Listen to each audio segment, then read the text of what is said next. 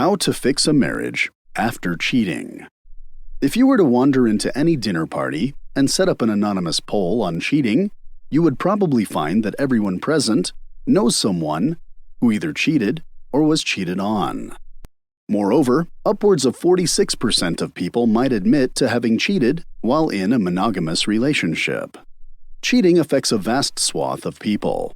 Whether you're the cheater or cheated on, you've got an unfortunately good chance of cheating affecting your relationship.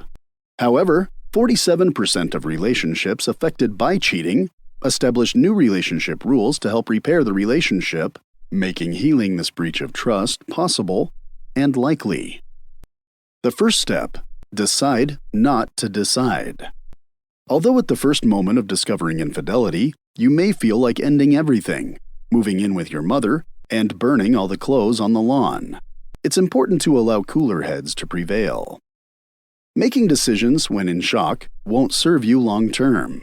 Instead, take the time to heal and understand why this infidelity happened before deciding to either end or continue your marriage. Take responsibility. If you are the unfaithful spouse, be accountable for your actions. Posturing, acting defensive, absolving responsibility, and playing the blame game will only cause more hurt and make reconciliation more difficult. Instead, own up to your making a mistake and that you would like to make amends for that mistake. Remove temptation. If you or your spouse is genuinely remorseful and ready to move on and fix your relationship, cutting off the affair is an essential step to helping the relationship heal. Taking physical steps to stop interactions and setting healthy boundaries is crucial, whether deleting contact information, blocking numbers, or having an awkward conversation to say things are over and cannot continue. Another vital component is to initiate 100% transparency. Creating a trusting environment again is facilitated by allowing your spouse to see the work you're putting into moving on. If you like our content, please press the like button so other people could find it more easily. Thank you. Restore and reearn trust.